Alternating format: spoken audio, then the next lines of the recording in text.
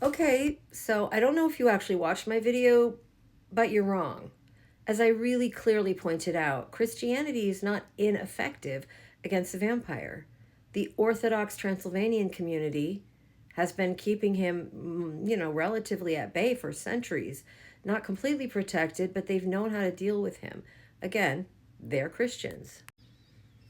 I don't like that you called Ellen an enchantress because she's not an enchantress. She's a very vulnerable and receptive kid.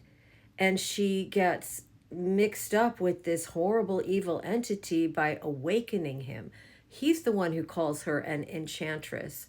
She's not a priestess. She's a good Christian girl.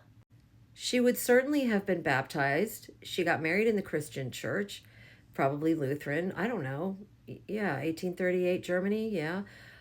She is in a Christian society. Just because she has elements of the soul and she has tapped into this ancient force, and von Franz identifies that. He says to her, "You would have made a good priestess of Isis." But you know what priestesses get that Ellen didn't get is they get training. They're part of a tradition that holds them and protects them from being possessed. And you call her a heroine in kind of a sarcastic way with quotation marks around it. She made a sacrifice. You know who else made a sacrifice for humanity? Mr. Jesus, who I'm guessing is a friend of yours. Maybe you can see Ellen as a Christ-like figure instead of literally demonizing her.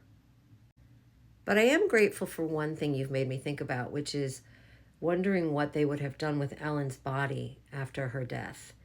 Did they call in a member of the clergy to say prayers over her? I certainly hope so. Was she buried in consecrated ground? I imagine not.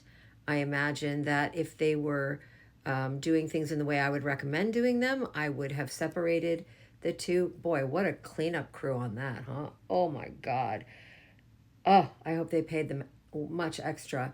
Separate Orlok and Ellen, consign them both to the purifying flames with many prayers of protection from every tradition you can think of, because you just can't have too many in that case.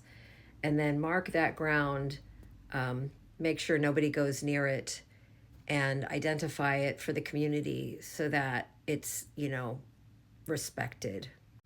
Build a wall around it or something very serious and big and notable.